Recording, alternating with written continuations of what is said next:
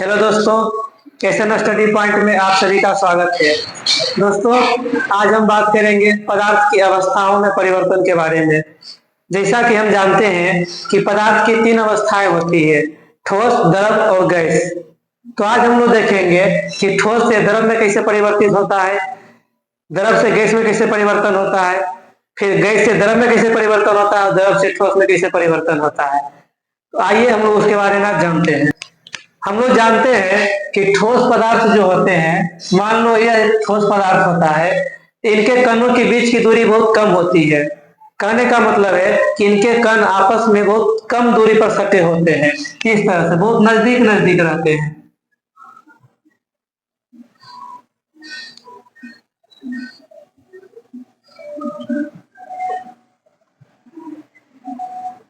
यह हो गया ठोस पदार्थ के कण। द्रव में क्या होता है कि द्रव पदार्थ के कण हल्का दूरी पर रहते हैं। ठोस पदार्थ की अपेक्षा द्रव पदार्थ के कण अधिक दूरी पर स्थित होते हैं, इस प्रकार से।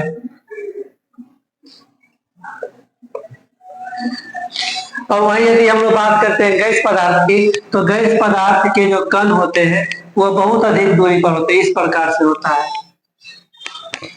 हमसे पूछ रहा है कि बताइए पदार्थ की किस अवस्था में उसके कण बहुत कम दूरी पर रहते हैं, तो उसे हम लोग कहेंगे ठोस अवस्था में।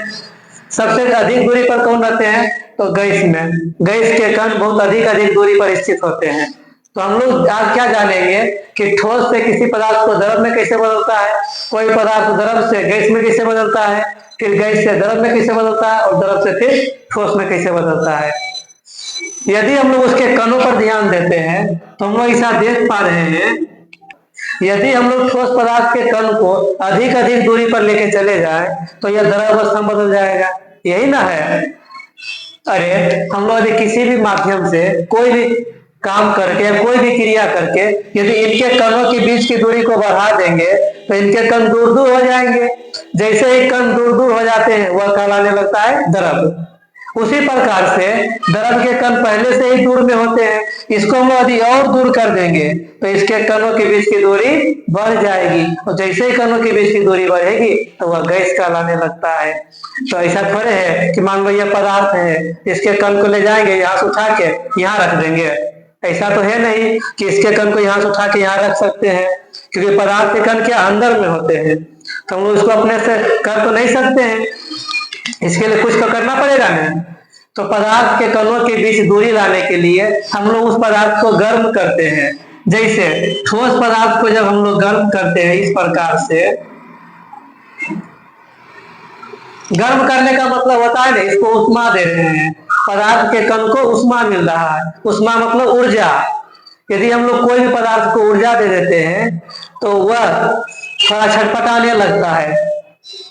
जैसा कि हम लोग एक इंसान को ही देख लेते हैं, यदि हम लोग इंसान को कुछ ऊर्जा दे देते हैं तो वह क्या, ऊर्जा मतलब कैसे देते हैं, कुछ खिला देते हैं या कुछ पिला देते हैं तो उसमें ऊर्जा आ जाती है, एनर्जी आ जाती है।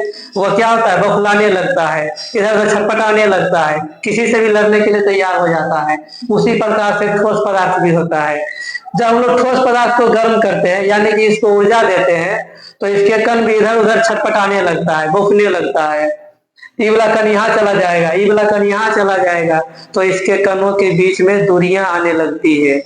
जैसे इनके कण दूर दूर होने लगेंगे तो यह कहलाने लगेगा द्रव अवस्था। ठीक उसी प्रकार से जब हम लोग द्रव पदार्थ को गर्म करेंगे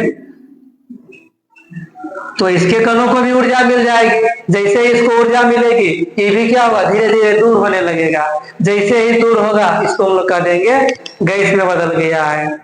तो हम लोगों ने क्या देखा है कि जब ठोस पदार्थ को गर्म करेंगे तो इसके कणों के बीच की दूरी बढ़ जाएगी और कहला जाएगा द्रव।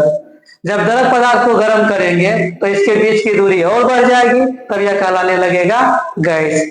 कहने का मतलब यह हुआ कि जब हम लोग पदार्थ को गर्म करते हैं तो उनके कणों के बीच की दूरी बढ़ने लगती है, मतलब उनके कण दूर दूर होने लगते हैं, और कण दूर होना ही तो हम लोग अवस्था कहते हैं। जब कण नजदीक में रहेंगे तो ठोस कहेंगे, हल्का सा दूर होंगे तो द्रव कहेंगे, पूरा दूर हो जाएंगे कण तो कह देंगे हम लोग कि पदार्थ गैसीय अवस्था में आ गया है। गर्म किए तो कण दूर हो गए, ठीक उसी प्रकार से जब हम लोग ठंडा करते हैं पदार्थ को तो इसके कण आपस में नजदीक आते हैं। हम लोग भी इसे महसूस करते होंगे, आप लोग भी महसूस किए होंगे कि जब भी ठंडा कोई चीज होता है तो धीरे धीरे सिकुड़ने लगता है। अरे हम लोग नहीं देखते हैं कि जब ठंडा आता है, ठंडी के समय कभी सोते हुए देखा किसी को? क्या करता है कि पूरा सिकुड़ के सोता है, मतलब बहुत कम नजदीक में आके सोता है। ठीक उसी प्रकार से पदार्थ के कण भी होते हैं। जैसे हम लोग इसको ठंडा करते हैं तो पदार्थ के कण नजदीक आने लगते हैं। जैसे ही पदार्थ के कण नजदीक आएंगे तो यह द्रव कहलाने लगेगा। जब द्रव पदार्थ के कण नजदीक आएंगे तो बहुत ज्यादा नजदीक हो जाएगा, जिसके कारण से यह ठोस कहलाने लगता है। मतलब जब गर्म करेंगे तो ठोस द्रव में बदलेगा और द्रव गैस में बदलेगा, लेकिन जब पदार्थ को ठंडा करेंगे तो गैस द्रव में बदलेगा और द्रव पदार्थ ठोस में बदलेगा। इस प्रकार से हम लोग समझ लिए। आइए अब हम लोग कुछ और बातों को जानते हैं। अब ठोस पदार्थ क्या कहता है? ऐसा तो है नहीं कि कितना भी उष्मा दे दो तो गर्म होती अपना कण दूर कर लेगा। एक निश्चित मात्रा होती है गर्म करने की।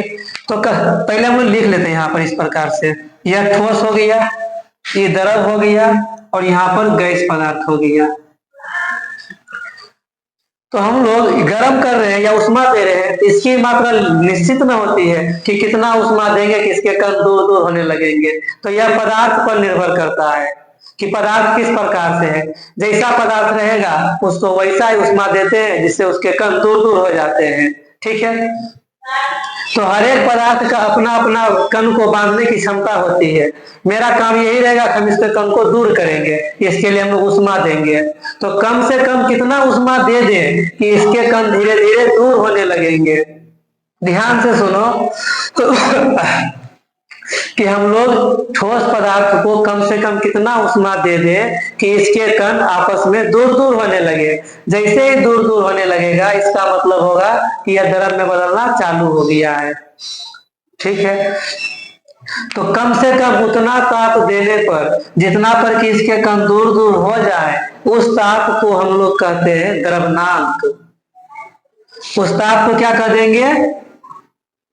द्रवनांक। द्रवनांक एक प्रकार का ताप होता है जिसे किसी ठोस में देने पर वह धीरे धीरे द्रव में बदलना शुरू कर देता है।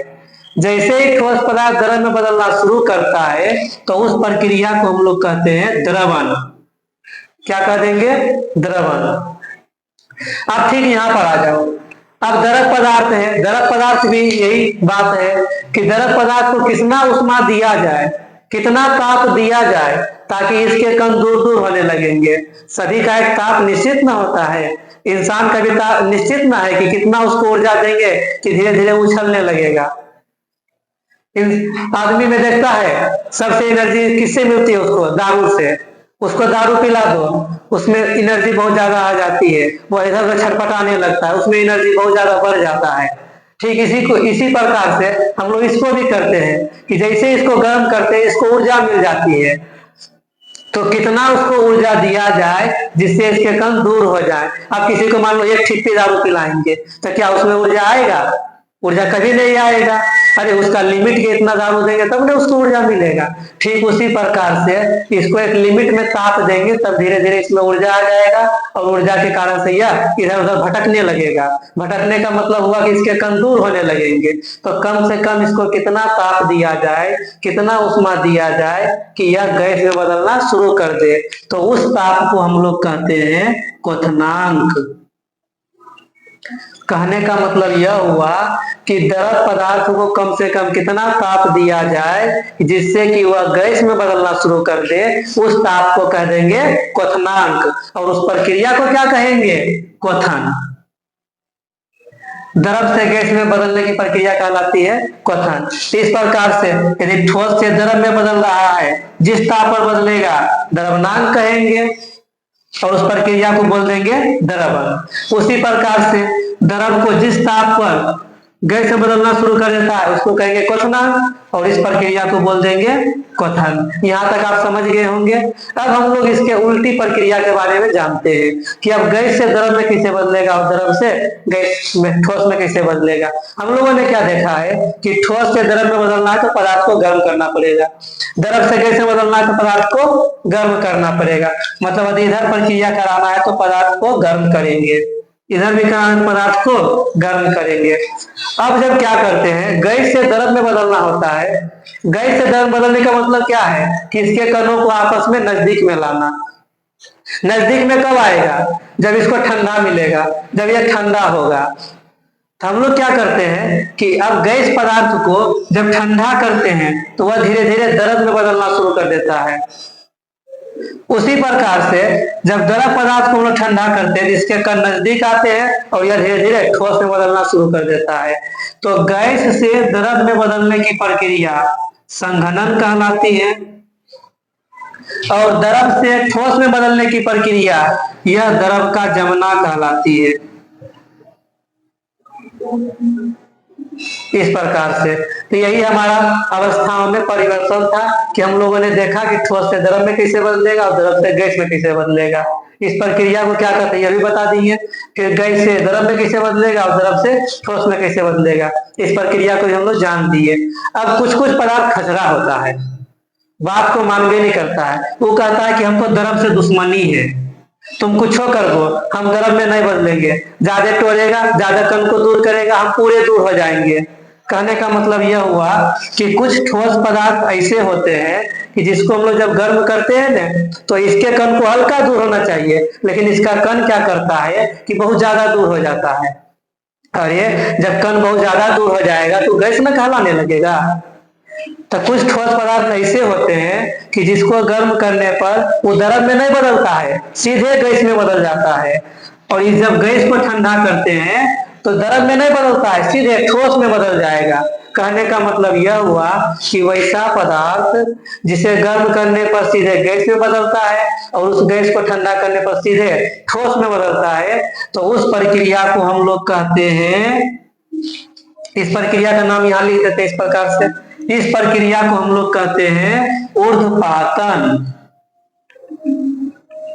तो ऊर्ध्वपातन किसको कहेंगे, तो जब ठोस पदार्थ को गर्म करने पर सीधे गैस में परिवर्तित हो जाता है और उस गैस को ठंडा करने पर सीधे ठोस में परिवर्तित हो जाता है, तो इस प्रक्रिया को हम लोग कह देते हैं ऊर्ध्वपातन। यही हमारा है पदार्थ की अवस्थाओं में परिवर्तन। आप लोग सही से समझ गए होंगे। ठीक है, थैंक यू।